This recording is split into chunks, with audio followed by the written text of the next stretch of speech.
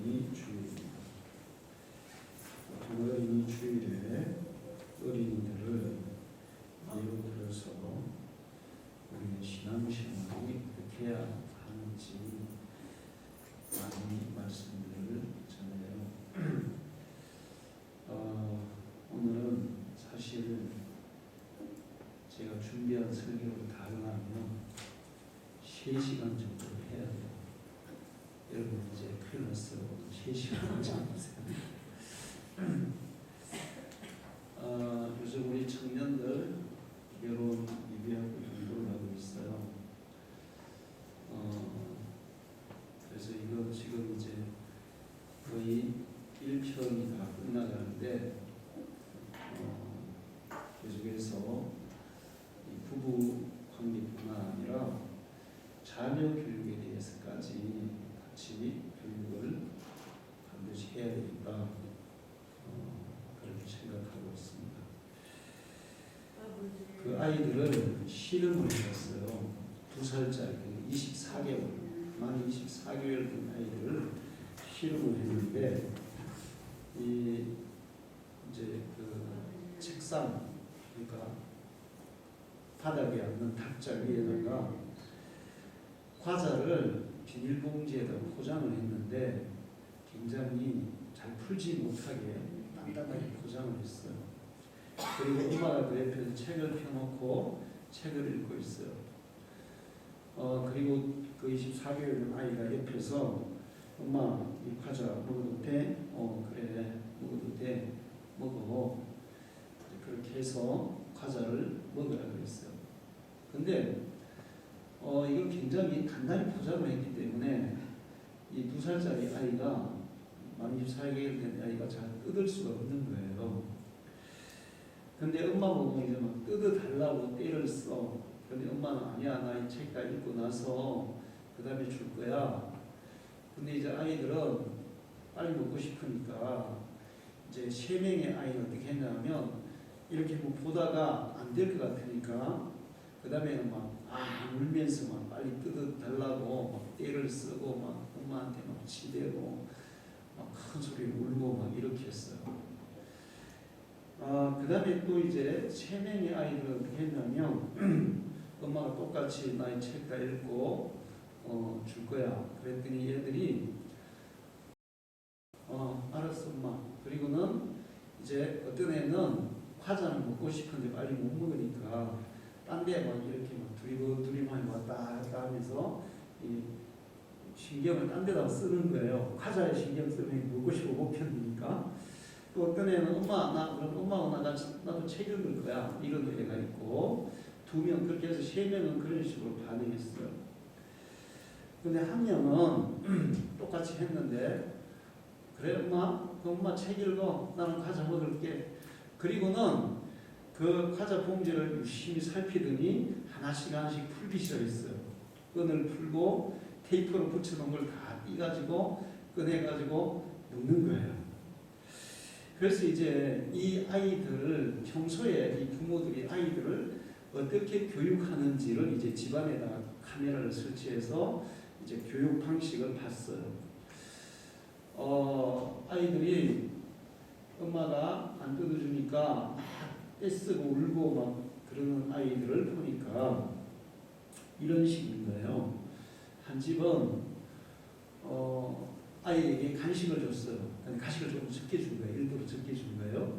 그랬더니 이 아이가 엄마 더 줘 막 그러면서 이제 막 떼쓰기 시작하는 거예요. 그랬더니 안 돼. 못 줘. 그래서 엄마 그렇게 얘기했어요.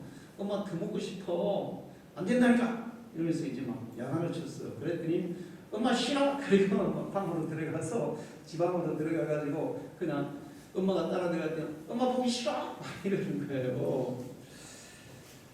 근데 이 아이는 그것도 그렇게 했지만 아이하고 엄마하고 이렇게 얘기를 할 때 아이가 자꾸 거짓말을 하는 거예요. 엄마한테. 엄마 좋아? 그러면 아니 엄마 싫어. 사실은 그 앞에 내용이 엄마 좋아 이렇게 대답해야 되는 내용인데 나 엄마 싫어. 이런 식으로 반대로 막 얘기하는 거예요. 그리고 이제 그 다른 사람들도 마찬가지예요. 집에서 보니까 뭐를 이렇게 했는데 아이가 그냥 이렇게 때를 쓰면 그냥 아이가 하자는 대로 해주거나 아니면 그냥 혼을 내거나 이렇게 하는 거예요. 근데 이제 스스로 문제를 해결해서 과자를 먹은 그 아이 집을 이제 촬영을 했어요. 근데 그 아이는 이제 책을 읽어줄 때 그 백조 책 있잖아요. 미운 우리 새끼. 근데 책을 읽어주는데 아이가 이 백조는 색깔이 희어가지고 왕따를 당했어요. 이렇게 엄마 마음이 너무 아팠겠어. 왕따를 당했으니까. 그러니까 엄마가 그래 마음이 얼마나 아팠겠냐. 이런 식으로 이제 아이에게 반응해 주면서 책을 읽어주는데 다른 엄마들은 그냥 책만 읽어가는 거예요. 뭐 이렇게 했어 저렇게 했어. 아이가 엄마 그러면 백조가 마음이 아팠겠네 그래도 그 신경 안 쓰고 그냥 뭐 책만 쭉 읽어가는 거예요. 이제 또 뭘 테스트했냐면 그 문제를 해결한 아이 집에 아이는 형이 있는데 형하고 같이 블럭 놀이를 하다가 형이 동생이 만든 블럭을 부러뜨렸어. 이렇게 이제 무너뜨렸어요. 그때 동생이 막 울고 엄마한테 엄마 막 형이 부러뜨렸어 그러면서 막 이제 막 우는 거예요. 그때 엄마가 그래 이렇게 이제 안고 품에 안고 그래 형이 부러뜨렸어. 네 정말 마음이 아팠겠다. 너 정말 기분이 나빴겠다. 그러면서 일단 아이의 마음을 다 풀어줬어요. 그랬더니 금방 아이가 웃으면서 엄마 나 다시 해볼게. 그러면서 다시 도전하는 거예요. 제가 그 내용을 쭉 보면서 뭘 느꼈냐 하면 아이들은 부모의 수준만큼 자라는구나 이런 걸 느꼈어요. 부모의 수준만큼. 부모가 어떻게 아이들을 교육하느냐에 따라서 아이들의 모든 것이 정신과 정서와 모든 것들이 그의 미래까지 이게 결정되는구나. 그래서 이 아이들의 교육이 정말 중요하구나. 그런데 아이들의 교육이 가장 중요한 것은 학교 교육이 아니라 바로 가정 교육이구나. 그거를 느꼈어요. 요즘 우리나라 국민은 자녀 교육에 대해서 전 세계적으로 관심이 제일 많은 국민들이에요. 그런데 자녀 교육을 위해서 전 세계적으로 제일 많이 투자를 해요. 그런데도 교육의 내용이나 질은 굉장히 낮아요. 지식적인 교육. 그러니까 우리나라 아이들이 고등학교까지 세계 뭐 수학 올림피아드, 과학 이런 거 올림피아드 이런 거 하면 우리나라 애들이 1등 하는 애들이 많아요. 근데 대학을 딱 들어가면 우리나라 애들은 세계적인 수준에서 탁 떨어져요. 100등 안에도 못 들어가는 거예요.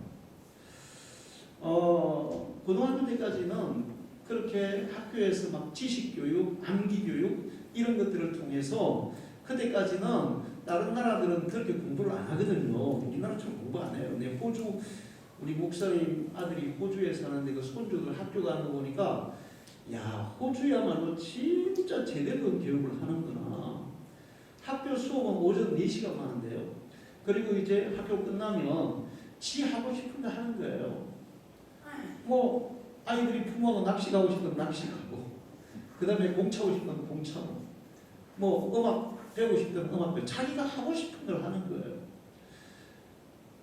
그러니까 아이들이 굉장히 정서적으로 안정이 돼 있더라고요. 그 비디오를 찍어가지고 목사님 저한테 보여줬어요.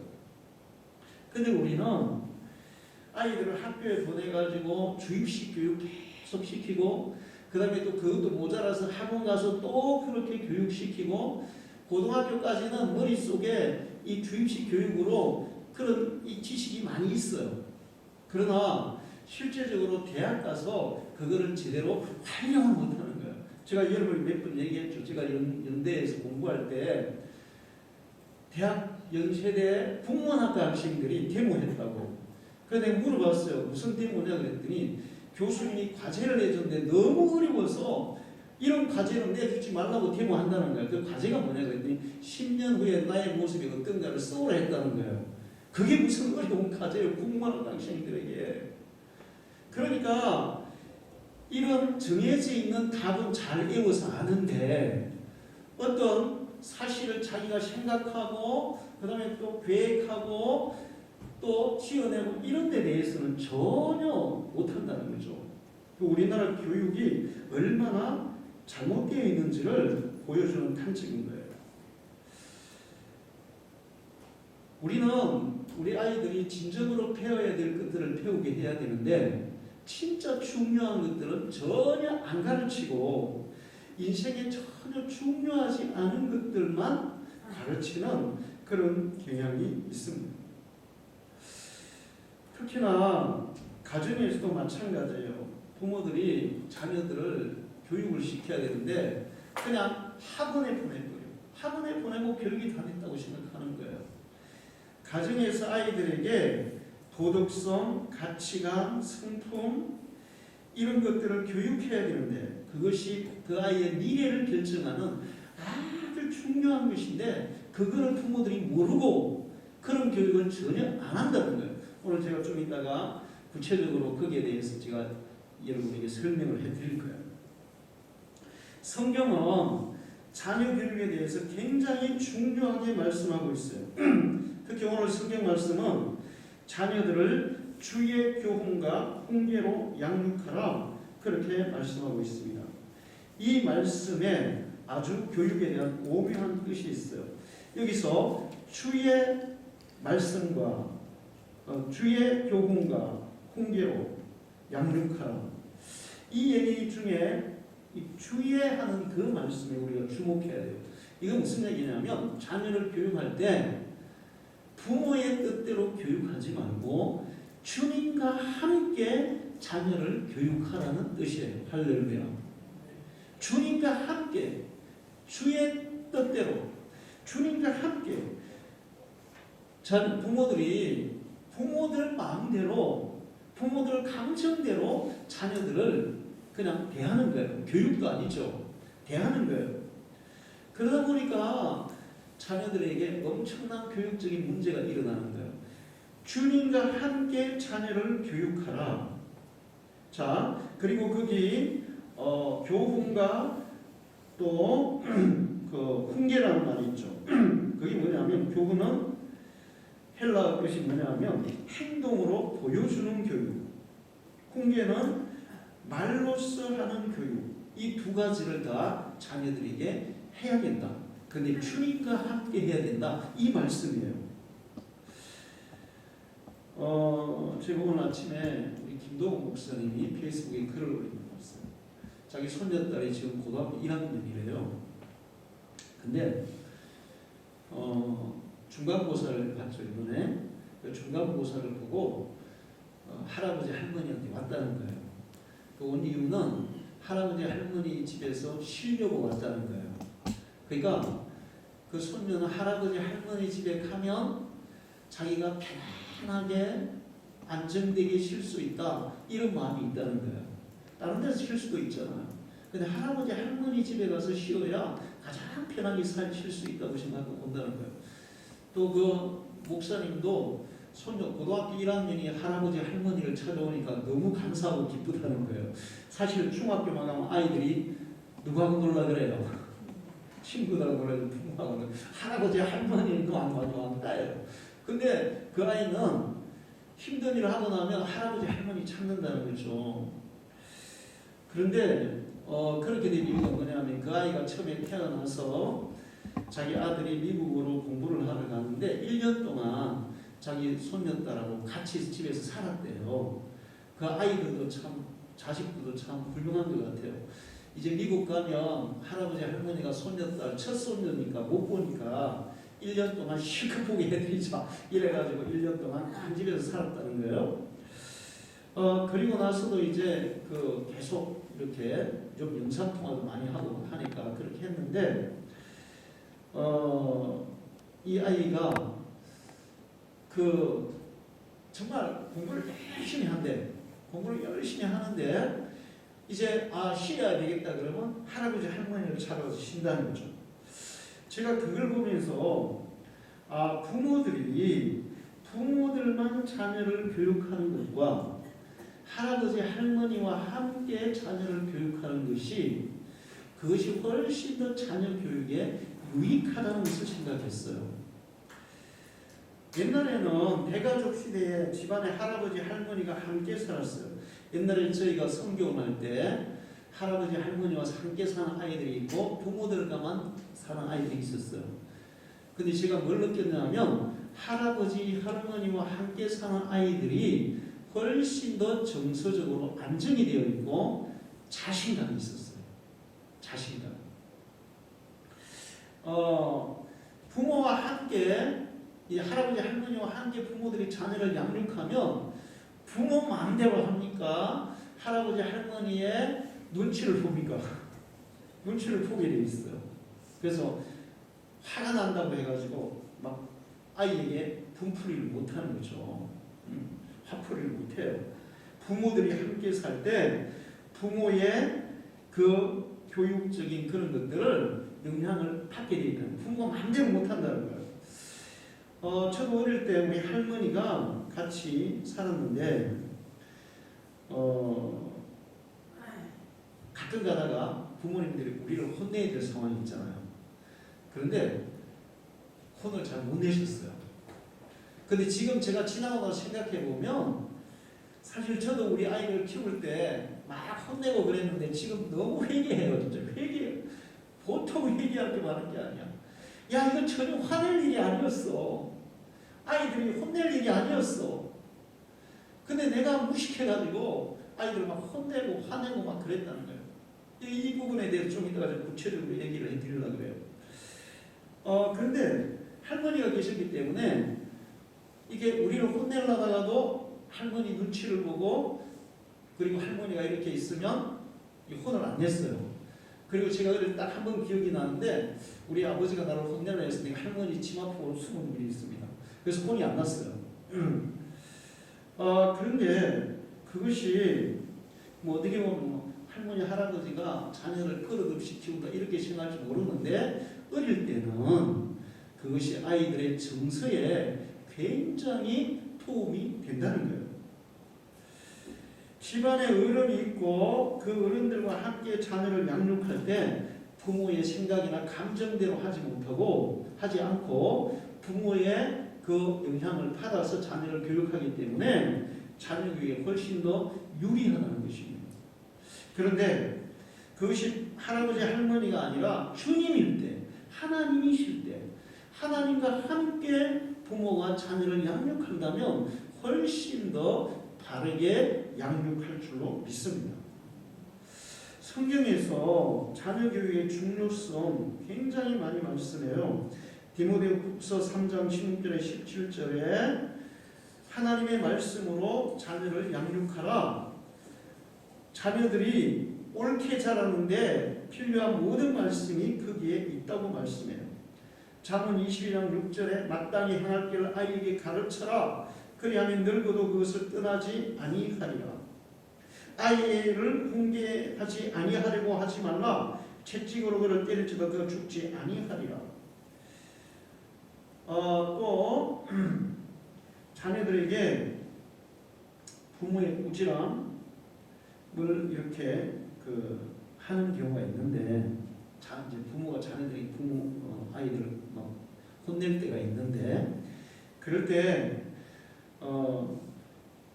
하나님이 지금 나와 함께하고 계시고 하나님이 나를 지켜보고 계시고 이 자녀를 훈계하는 이 일에 대해서도 하나님이 관계하고 계신다. 그랬을 때 훨씬 더 절제된 훈계를 할 수 있다는 거죠. 그 다음에 자녀들도 부모가 훈계를 할 때 하나님이 우리에게 말씀하시고 때로는 하나님이 우리에게 징계도 하시고 그래요. 근데 하나님이 훈계하시거나 하나님이 징계하실 때 그것은 우리에게 유익을 주기 위한 것일까요? 해를 주기 위한 것일까요? 유익을 주기 위한 거예요. 저도 지금까지 개그맨 보건데 하나님이 나에게 고난을 주실 때 그 고난이 지나고 보니까 다 유익한 거였어. 그 고난이 도리어 나를 훨씬 유익하게 하는 도구였어요. 부모가 자녀를 징계할 때 그것도 자녀를 유익하게 하는 것이라는 사실을 알고 그것을 달게 받아들이는 그런 자세가 자녀에게도 필요해요. 자,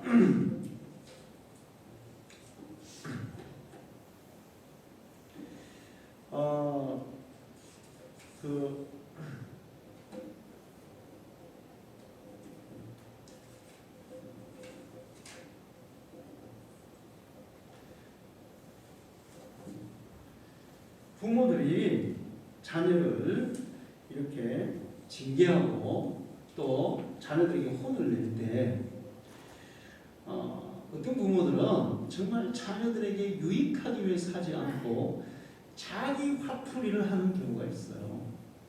어제 제가 얘기한 그 테스트한 부모 중에 자녀들을 어떻게 이 훈계를 했습니까? 그랬더니 자기가 기분이 좋을 때는 잘못해도 그냥 넘어갔대.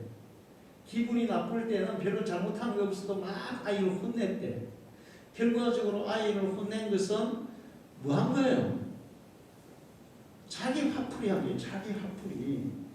그런데 많은 부모들이 그렇게 해요. 그렇게 해서 아이들에게 폭언이나 폭력을 행하게 되면 아이들의 정서가 파괴해서 결과적으로 나중에 반사회적인 인격 장애자가 될 수도 있어요. 사이코패스, 요즘 소시오패스 이런 말들이 많은데 이런 사람들이 왜 이렇게 되냐? 어릴 때 부모로부터 정서적으로 학대를 받고 말로 폭언을 듣고 폭력을 행하고 그런 것들을 당하고 자란 사람들이 이렇게 된다는 거죠. 자, 어린아이가 태어나잖아요. 그러면 우리 뇌에 신경세포들이 2천억 개인가가 있대요. 2천억 개. 근데 이게 처음에는 연결이 안 돼 있고 다 떨어져 있다는 거예요. 이렇게 떨어져 있대요. 그런데 가정에서 부모와의 관계에서 어떤 영향을 받고 자라느냐에 따라서 이 세포들이 이제 연결이 됩니다. 그래서 정서적으로 교감을 많이 한 사람들은 정서적인 뇌세포가 연결이 돼가 이게 발달하는 거예요. 그러니까 지식적으로만 교육을 한 사람들은 지식적인 그 뇌세포가 연결돼서 이게 이제 붙어가지고 거기서 막 이게 뇌세포가 막 이게 생성이 된대 새로. 그래 그게 발달을 한다는 거죠. 그런데 학대를 당하거나 폭언을 듣거나 그렇게 하고 자란 아이들은 뇌세포가 정상적으로 발달이 안 되는 거예요. 그리고 뇌 전달 물질들이 정상적으로 이렇게 생성이 안 되는 거예요. 그래서 이게 이 정신 자체가 발달이 안 돼가지고 정상적인 사고를 못하는 겁니다. 사이코패스는 죄를 저질러도 그게 죄라고 느끼지도 못하는 거예요. 그게 무서운 거예요. 근데 그런 것들이 어릴 때 그 부모의 잘못된 교육으로 인해서 아이들의 뇌가 정상적으로 발달하지 못해서 그런 현상이 일어난다고 얘기하고 있어요. 이거는 가정교육이 얼마나 중요한지 우리에게 가르쳐주는 현대 과학적인 증거예요. 골로새서 2장 21절을 보면 아비들아 너희 자녀를 노엽게 하지 말지니 낙심할까 하니라 그런 말씀이 있어요. 너희 자녀를 노엽게 하지 말지. 자, 오늘 성경 말씀에는 부모들아 뭐라고 말씀하고 있어요? 오늘 성경 말씀 읽어보세요.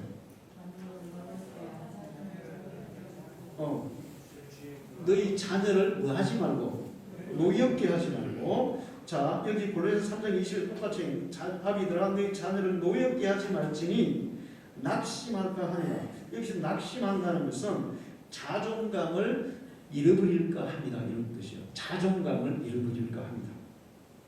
지나친 꾸중과 책망이 아이들을 낙심하게 하고 의기소침하게 하고 자존감을 잃게 해서 자존감을 잃어버리면 아이들은 눈치 보는 사람, 거짓말하는 사람, 잔머리 굴리는 사람, 비겁한 사람으로 성장하게 되어 있습니다. 이게 얼마나 무서운 거예요. 그 아이들을 절대로 노엽게 해서는 안 된다는 거죠.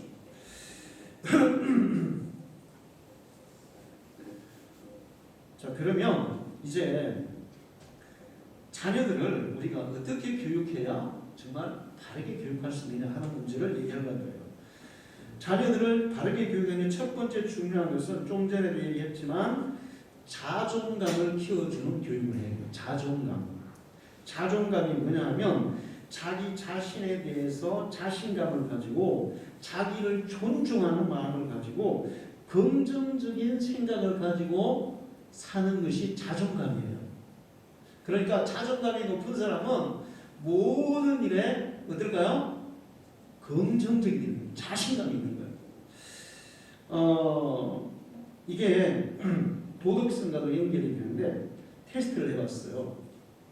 이 자존감이 높은 아이들, 도덕적인 지수가 높은 아이들하고 그냥 평범한 아이들하고 테스트를 2박 3일간 이렇게 수련장에 모여가지고 테스트를 해봤어요.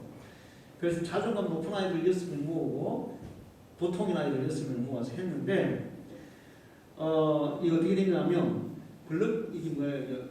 도미노 쌓기를 했어. 도미노 쌓기. 그래서 이제 단체로 하게 했어.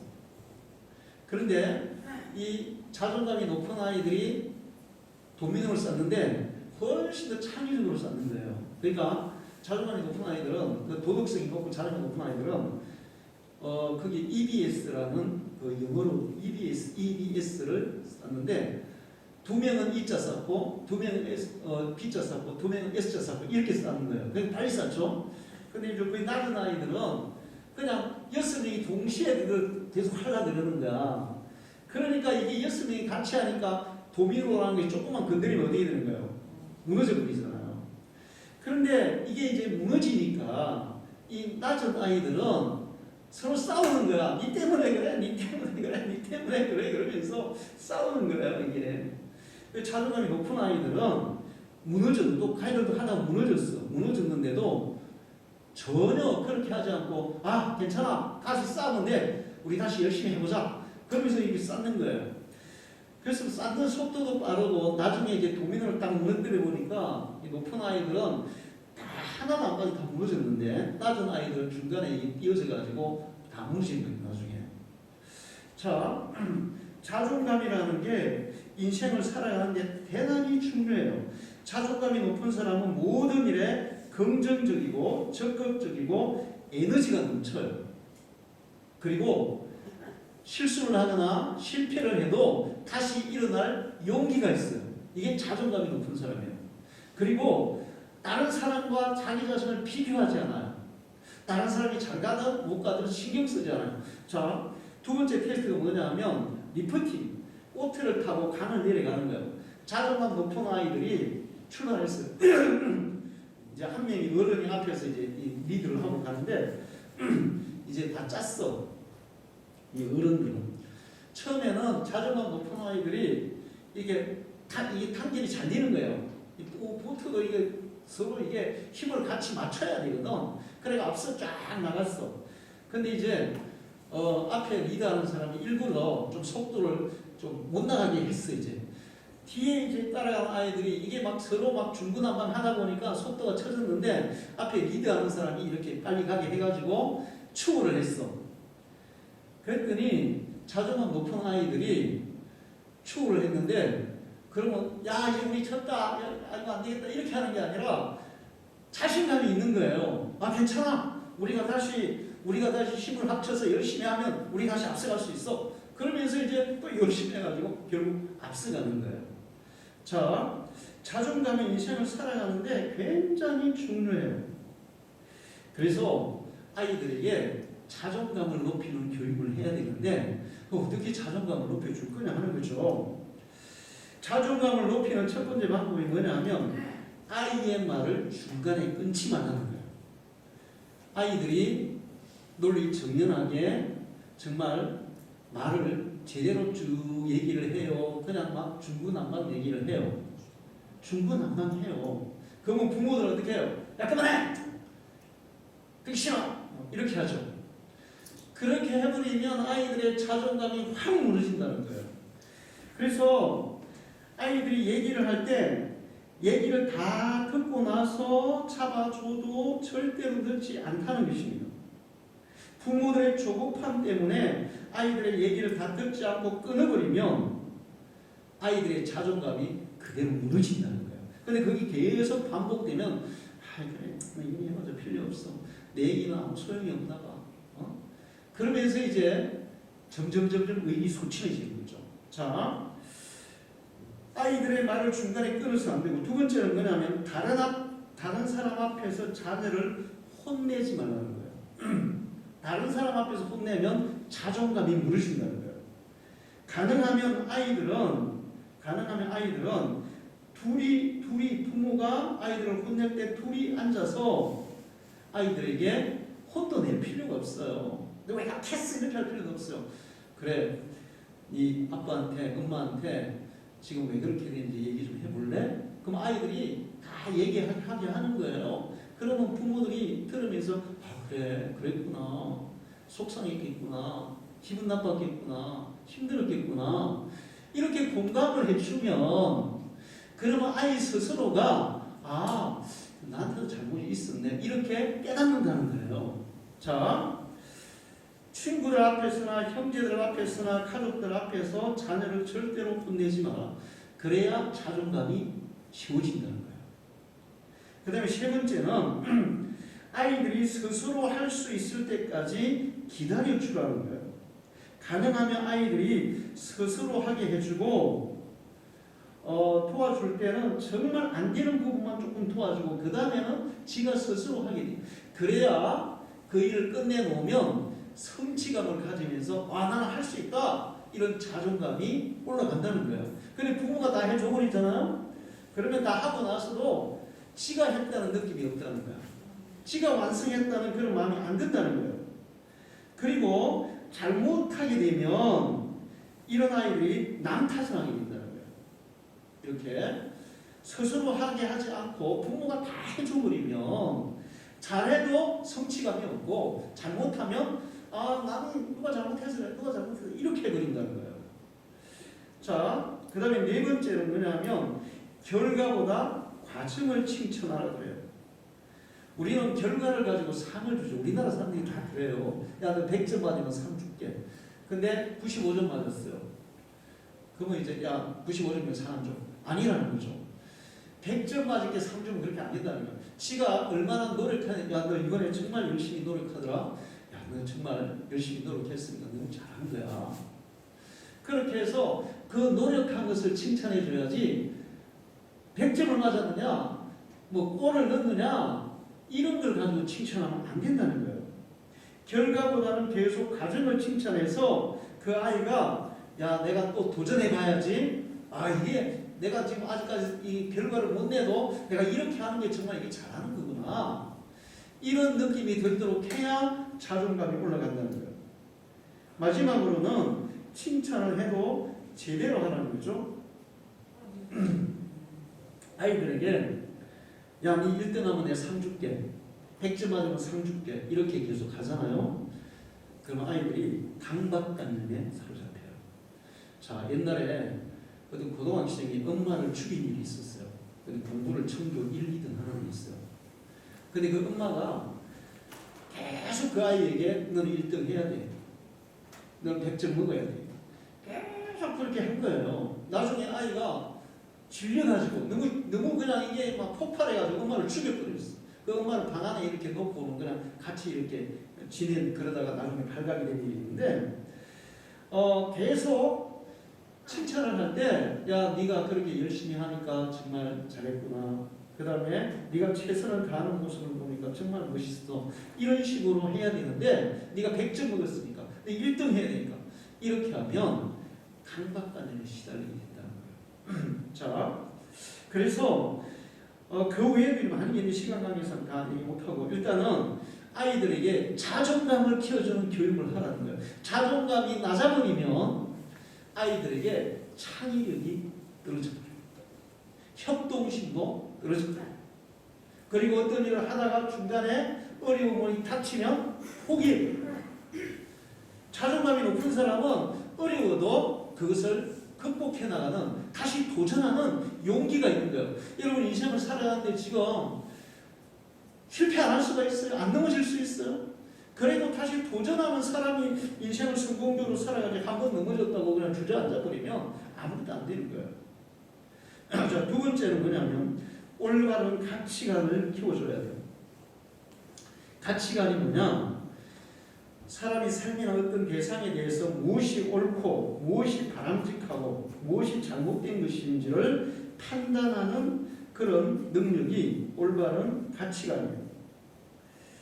올바른 가치관을 가져야 올바른 판단을 하고 올바른 결정을 내릴 수가 있어요.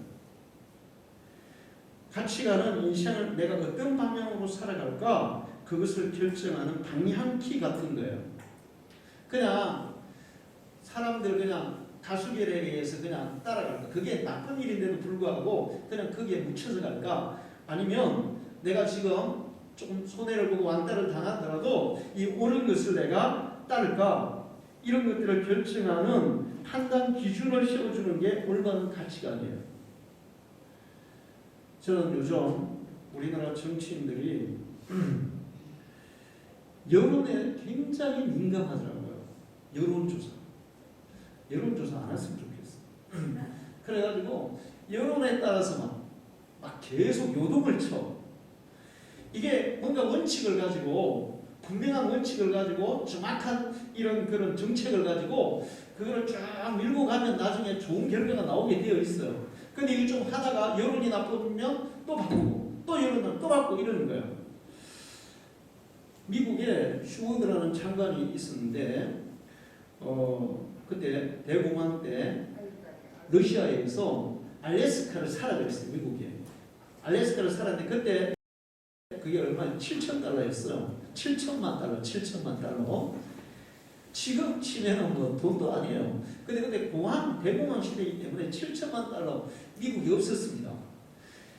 근데 이거를 대통령하고 슈워드 국무장관이 의회의 승인을 받으려 하면 의회에서 이거를 통과시키겠어요? 안 통과시키겠어요?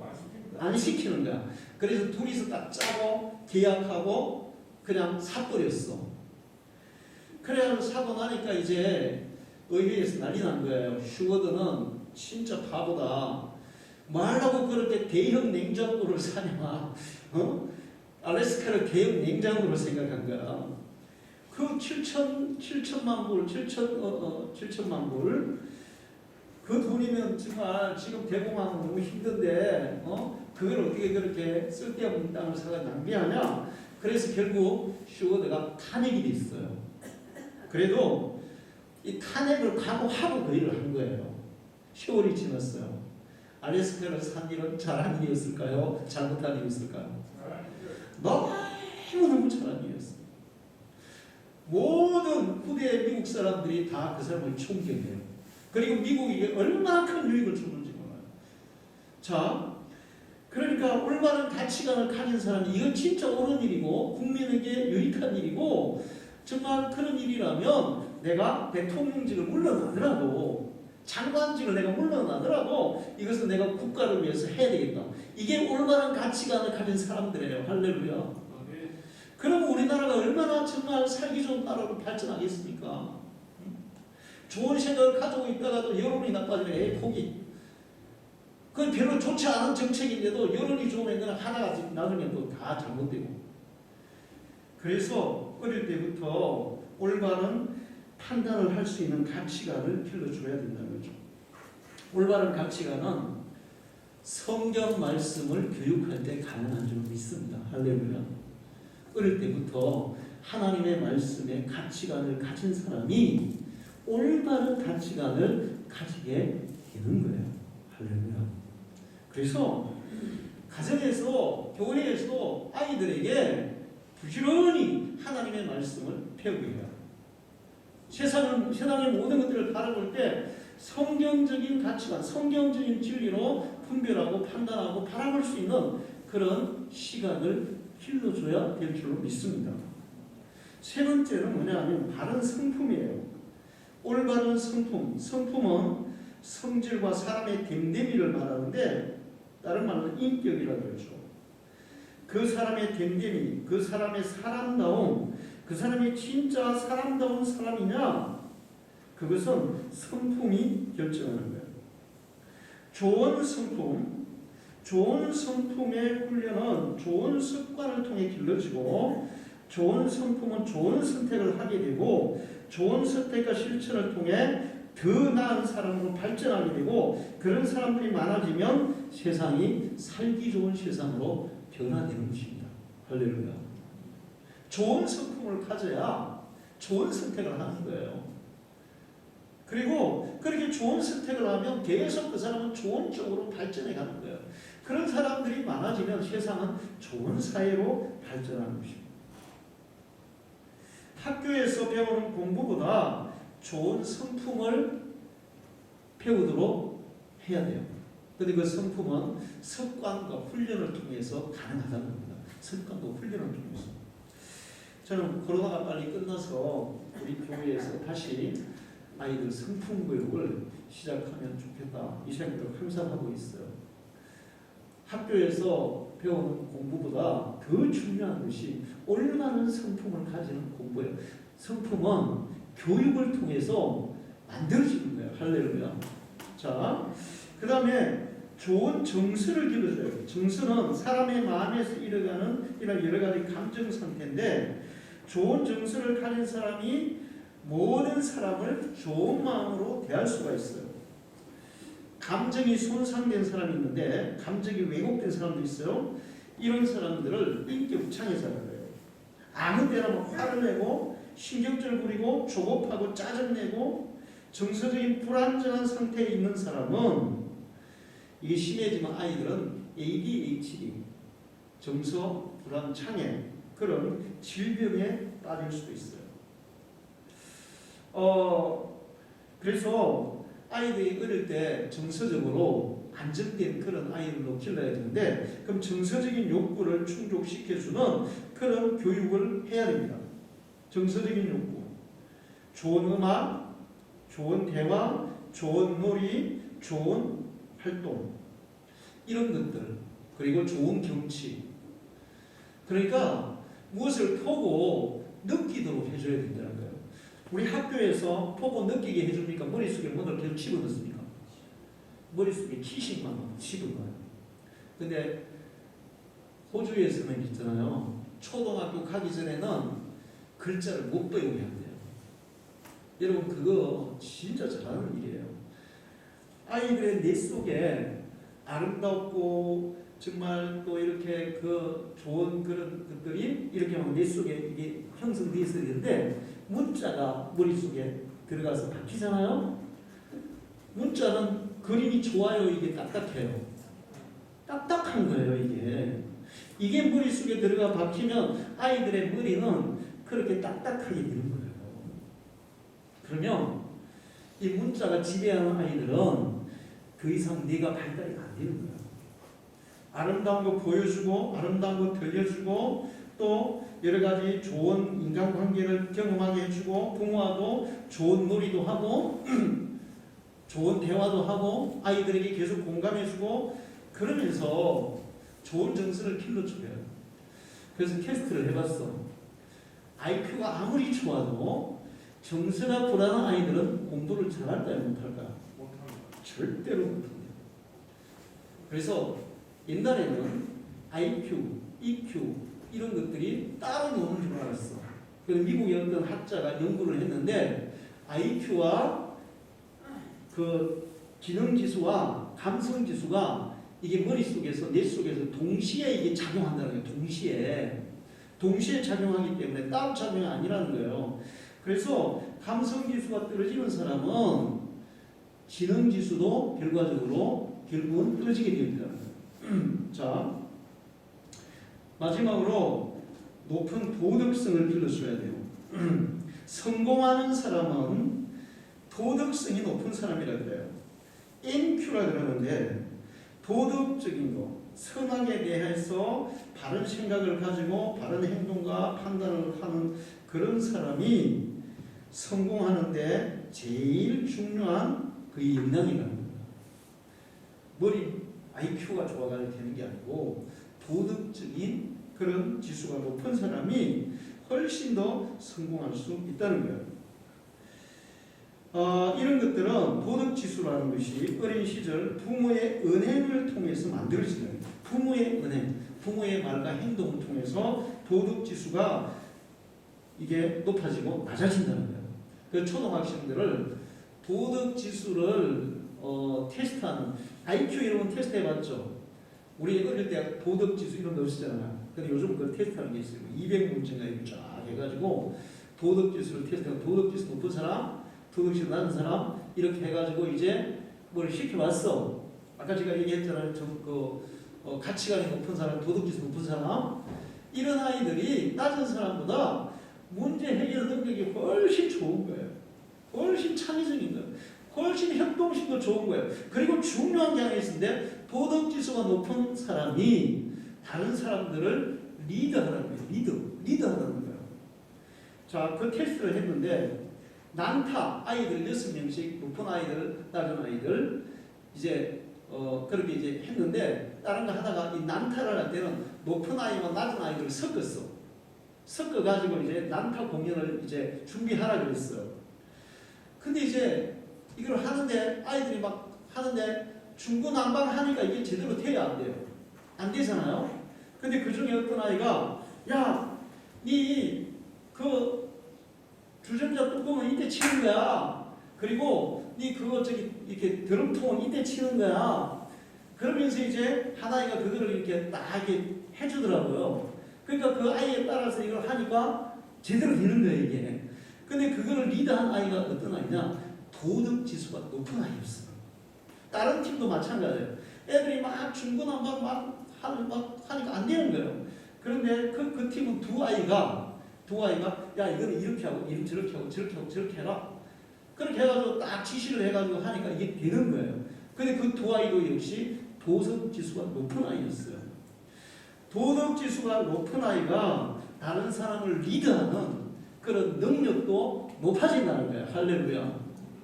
자, 나중에 지도자가 됐을 때 도덕지수가 높은 사람이 지도자가 돼야 국민들이 편안하게 잘 살 수 있어요. 도덕지수가 낮은 사람이 대통령이 되거나 높은 사람이 되면 어떻게 될까요? 어떻게 될까요? 우리나라 역사에서 많이 봤죠. 국민들이 힘들어지는 거예요. 자, 그래서 앞으로 우리 당주교회 성도님들 이제 특히 우리 청년들 앞으로 자녀들을 키울 때 이런 학교의 지식교육보다 더 중요한 것이 그 사람의 미래를 결정하고 그 사람의 인생을 결정하고 그 사람이 정말 성공적인 인생을 살아갈 수 있는 결정하는 것이 제가 지금 여러분에게 말씀드린 이 5가지.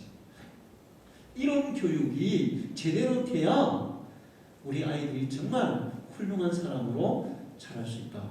이 사실을 기억하고 앞으로 우리 청년들은 좀 더 구체적으로 또 공부를 하겠지만 앞으로 자녀들을 키울 때 이걸 생각하고 키우기를 바라고 지금 현재 자녀를 키우고 있는 분들은 이 말씀을 생각하면서 자녀들을 키우시기를 축원합니다. 기도하겠습니다. 하나님 아버지, 오늘 어린이 주일을 맞이하여 귀한 말씀 주셨사오니 감사합니다.